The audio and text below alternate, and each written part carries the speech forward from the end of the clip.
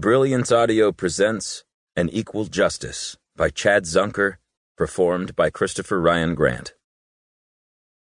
The streets are a difficult place to live and a brutal place to die. No one understood this more than Benjamin Benny Dugan.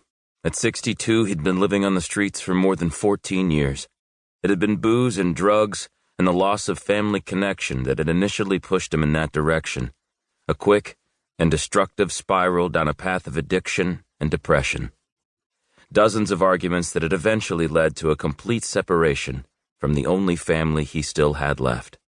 A gradual drift across a vast country before he finally settled on the streets of Austin. However, it was in this city that he'd been unexpectedly embraced by the boys in the camp, a secret community of other homeless men like him where he'd found refuge and then restoration. The boys had helped him kick the drug thing 6 years ago, had gotten him squared away with Jesus, and had given him a renewed sense of purpose. The streets had become home. Benny was at peace with that. But not tonight. A beloved brother from the camp had gone AWOL on them. Benny was out late searching for him. Unfortunately, he had to do this exercise every few months when one of the new guys suddenly went missing for a day or two. It was part of the recovery process. Very few got through the program without facing setbacks.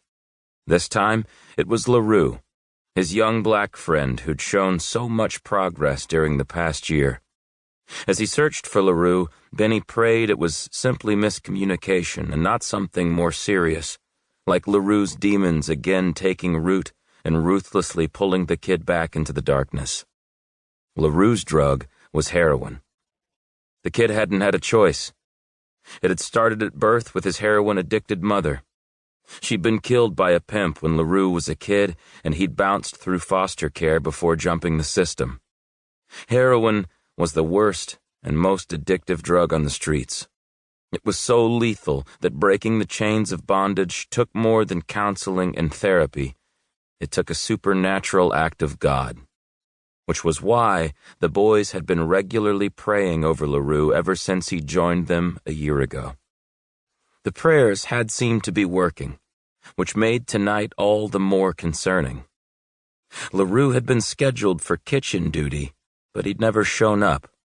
No one had seen or heard from him all day.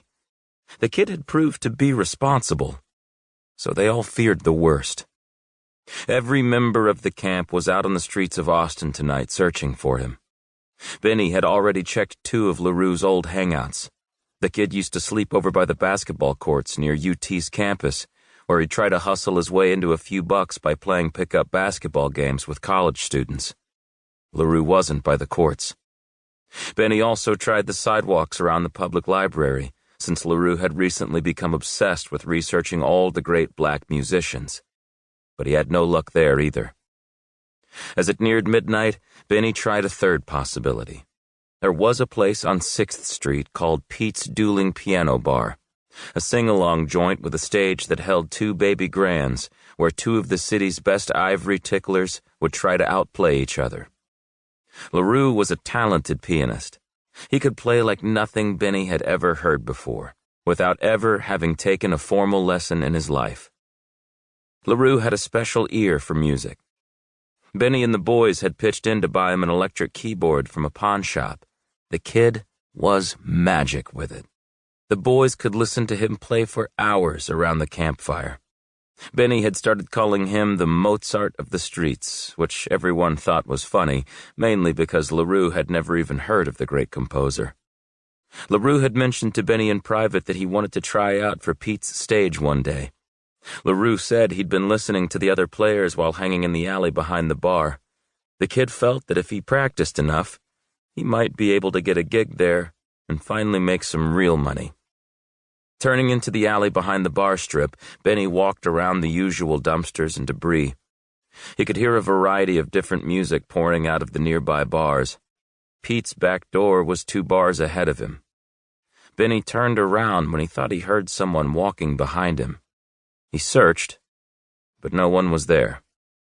He kept moving forward, looking for any signs of LaRue. He said another desperate prayer. "Come on, kid.